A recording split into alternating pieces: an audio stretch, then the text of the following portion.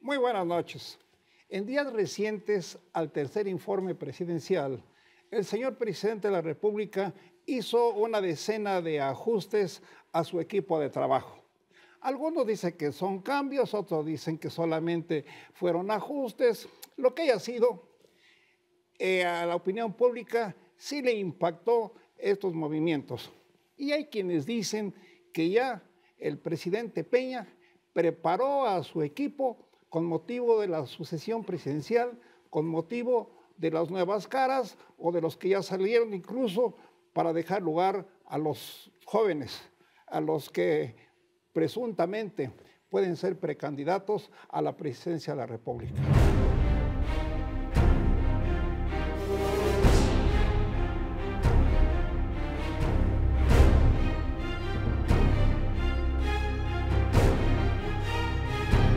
Llamó la atención el cambio, sobre todo, del jefe de la oficina de la presidencia a la Secretaría de Educación Pública. También llamó la atención el cambio de la titular de Turismo a la Secretaría de Relaciones Exteriores. Paco, ¿cómo catalogas tú que ese cambio del titular de la oficina de la presidencia a la Secretaría de Educación Pública pueda dar resultados? Excepto la llegada del gobernador queretano a la Secretaría de Agricultura, Pesca, Alimentación, etcétera, todos los demás fueron las mismas fichas que jugó el presidente de la República.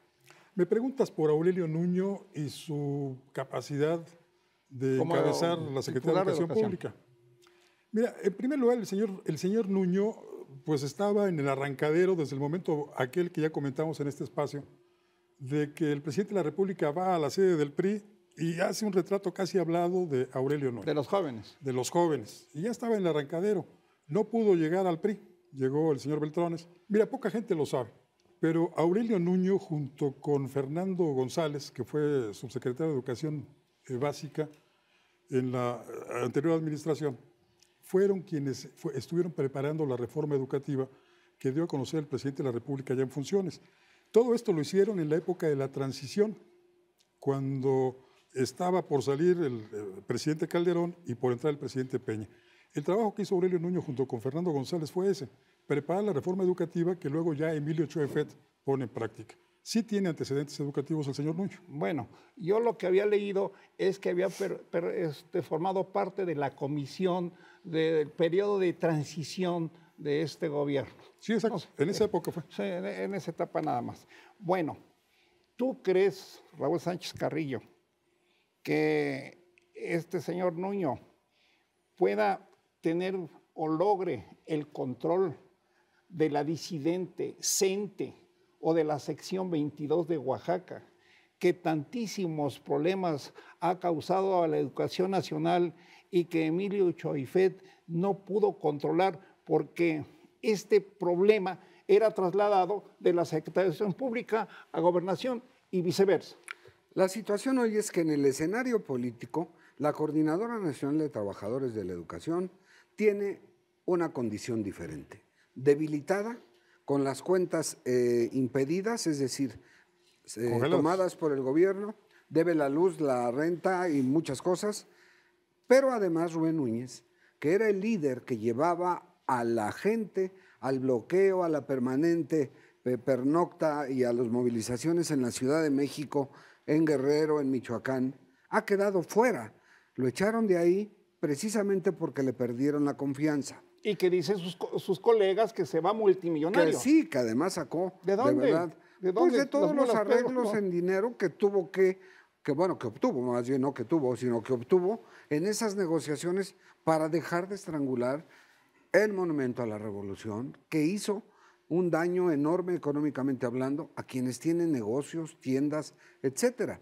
Pero además, en ese sentido, la coordinadora tiene 35 órdenes de aprehensión para igual número de líderes que tomaron gasolineras y despachaban el combustible, lo cobraban simbólicamente, las casetas de peaje y todo lo que hicieron, que son delitos y que parecía que vivían en la impunidad.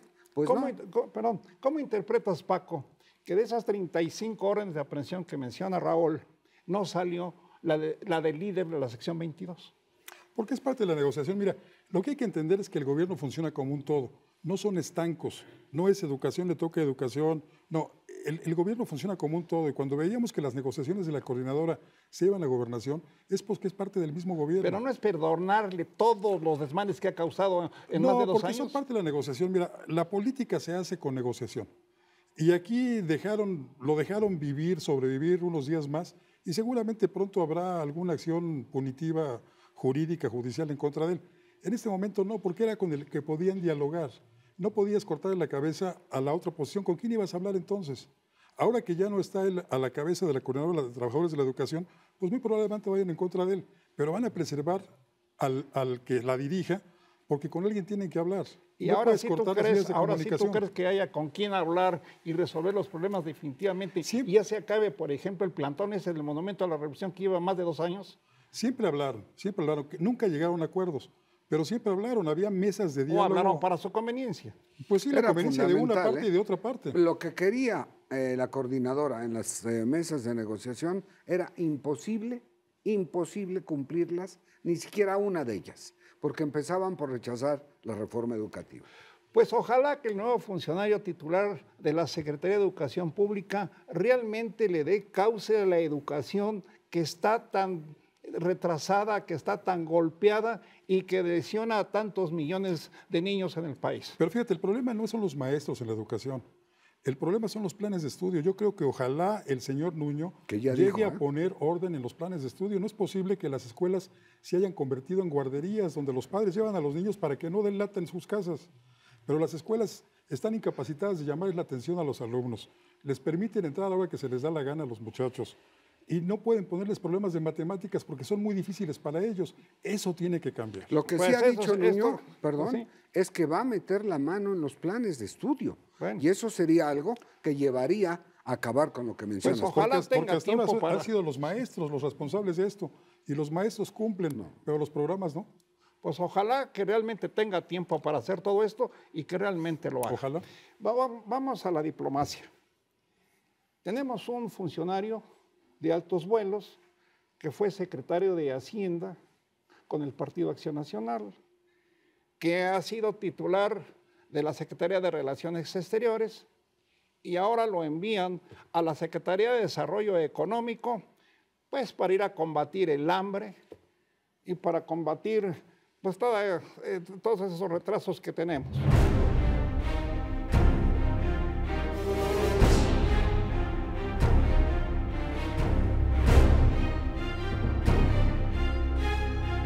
Para empezar, ha sido el que cambió el Banrural para hacerlo el Banco Financiera Rural. Ha tenido posiciones muy importantes en relación al tratamiento de la pobreza, desde posiciones que le han permitido conocer y participar en programas de esa índole. Como tú lo has mencionado, ha sido secretario de Hacienda, fue secretario de Energía con Felipe Calderón también, y José Antonio Meade tiene además una gran experiencia política. Esto es bien importante en estos cambios que se han dado en el gabinete. ¿Por qué lo menciono? No es que sean todólogos o que puedan lo mismo como los músicos solistas que tocan con el pentagrama cualquier cosa y lo hacen muy bien, sino que tiene la sensibilidad para incluso declarar que con creatividad va a lograr avanzar mucho en este combate. O sea, ¿tú crees que tiene los arrestos suficientes para ser precandidato presidencial en el 18? Yo no me atrevería a decirlo así porque hay algo muy importante que no hay que perder de vista. Cuando se dice es muy temprano, faltan 3 años o 2 años, 9 meses, es cuando también se piensa que más que nada los cambios son parte de lo que será la transición. ¿Será posible que el nuevo funcionario resuelva hasta donde sea posible No. este drama? No, porque Es también difícil. decía Rosario Robles en una comparecencia ante la Cámara de Diputados que el problema es de Estado y tiene razón.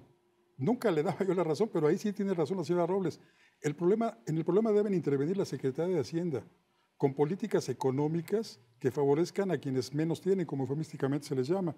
En esto también debe intervenir la Secretaría del Trabajo, creando empleos, fuentes de trabajo, capacitando sobre todo a la gente. Esa es la labor de la Secretaría del Trabajo, capacitar.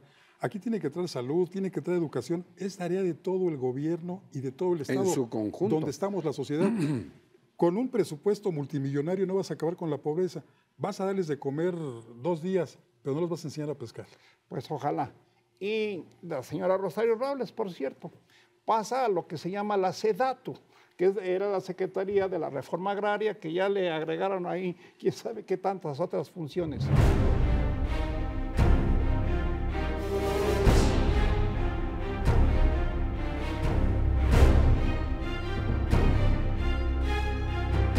Rosario Robles tiene también el que vino trabajando en los últimos años del sexenio del actual presidente de México cuando era gobernador en el terreno de políticas sociales, desarrollo urbano y sobre todo también incluyendo vivienda.